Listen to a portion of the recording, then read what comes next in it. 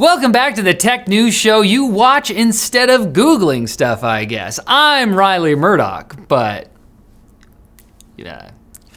feel free to disagree.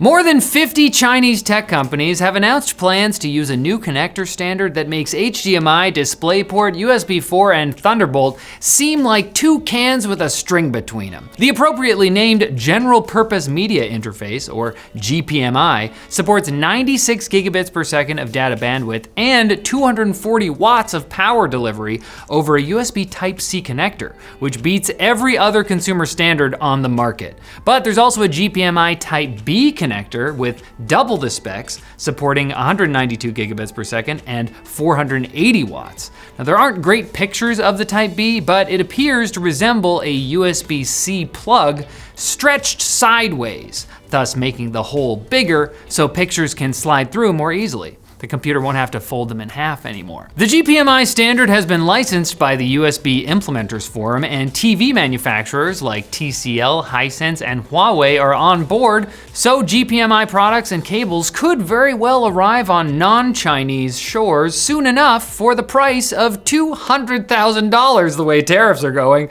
A modder has managed to flash a Radeon RX 9070 with the BIOS of an RX 9070 XT, increasing its power draw and clock speeds in basically the GPU equivalent of the billionaire guy who injects himself with his son's blood to make him stronger. He's basically his own son now, and the fabric of time is in danger. Anyway, the modder, who goes by Gertie on the German language PC games hardware forums, found that the XT's BIOS also unlocked more overclocking headroom, allowing an RX 9070 to match the 9070 XT's performance in 3D Mark tests, despite having a lower number of cores. The hybrid card is apparently stable, although its ultra-low power mode doesn't work, and one of the forum members encountered some freezes when they tried it in their setup.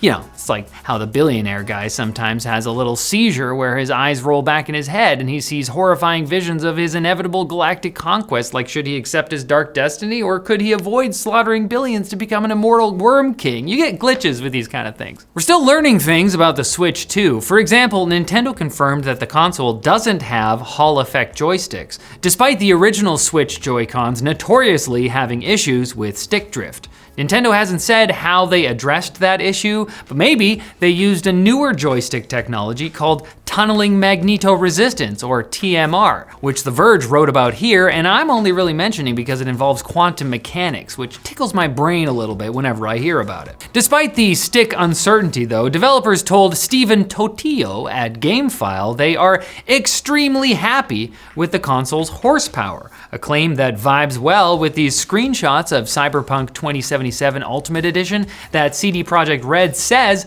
were taken on the Switch 2. They look good. Even if the Switch 2 looks great though, fans are still calling for Nintendo to drop the price. But as the man chosen at birth to one day become the current Nintendo of America president, Doug Bowser, told Wired, the company is assessing the impact of Trump's new tariffs, which they didn't factor into the price of the Switch 2 because they couldn't have, meaning if the price is changing at all, it ain't going down, all right? Not going down tonight. Instead, we're getting down with our sponsor Odoo and their full suite of business management software, which brings together pretty much everything you need to run your business in one platform. One pot, you could say, like a chicken pot pie, which has all of your essential nutrients to survive. I don't think I ate lunch. And Odoo's easy to use with a user-friendly and customizable interface, just like one of Gam Gam's classic pot pies. They're portable. Odoo's got everything with apps to manage sales and inventory tracking, accounting, invoicing, project management with customizable interfaces. You can even set up a forum with official documentation and a reward system to encourage engagement. But if that pie sounds a bit too big for you, you only have to use the apps your business needs. And if you only need one app, it's free. Use our link in the description to book a demo with their expert team to learn how Odoo can help your business, or just sign up for a free 15-day trial with no credit card required. Before the quick bits, I'm not saying you should Google stuff instead of watching the show. I watch almost every episode. I think they're doing a great job. I mean, they're doing their best. Tariffs continue to roil, great word, the global economy, with Trump threatening to place an extra 50% tariff on China if the country doesn't rescind its 34% tariff that it announced in retaliation for Trump's reciprocal tariffs announced last week. Snip, snap, snip, snap. It's crazy. The extra 50% would bring the US's total tariffs on China to 104%.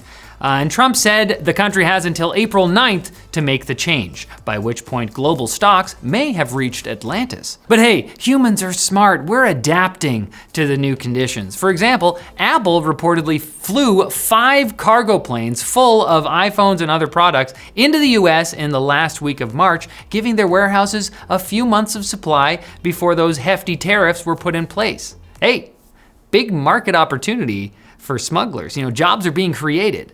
Over in the UK, a judge has ruled that Apple's fight with the government over access to its users' encrypted data cannot take place in secret, despite secrecy rules laid out in the Investigatory Powers Act, which the Home Office used to demand Apple provide them with a software backdoor. The ruling is a win for privacy advocates, while another UK law just coming into effect this week is a win for advocates of skimming online reviews and not realizing halfway through that it doesn't make any freaking sense. I'm trying to buy a cordless drill, and this is an essay about a hair dryer?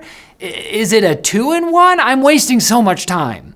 Colossal Biosciences, the genetic engineering firm whose woolly mice went a bit viral a few weeks ago, has now claimed to have successfully brought back the dire wolf, a species that went extinct around 11,000 years ago.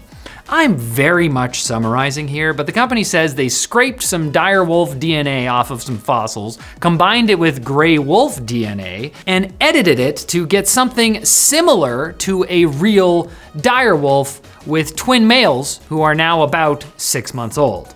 It's being called the world's first de-extinction, brought to you by a younger John Hammond who loves hooded leather jackets. He actually kind of looks like Jon Snow, which does not bode well for any of us. As cool as all of this sounds, this company gives me major red flags. They named the twins Romulus and Remus, which, fine, it's cool. The mythical founders of Rome, etc. Followed by a female named Khaleesi. Blake Lively? They also love memeing. I feel like these people saw Jurassic Park as an instruction manual. Also, a few years ago, scientists found that dire wolves aren't technically wolves and are more closely related to African wild dogs, which don't look like wolves. So I don't know what, cool though. And Kawasaki unveiled the Corleo, a concept vehicle, rideable robot horse cat thing. It's powered by a 150cc hydrogen fueled engine, and it will apparently carry you just fine as it leaps over icy chasms, something ATV owners have been itching to do basically forever. It's got AI apparently, so it seems like it could act like something in between a vehicle and a real horse. And if it's good, you can feed it an apple. Like it's got like a computer, because it's. Oh. And I don't have anything to give you if you come back on Wednesday for more tech news, unless, well, I'm already giving you something. It's the tech news. What, you want something else too? Just Google it.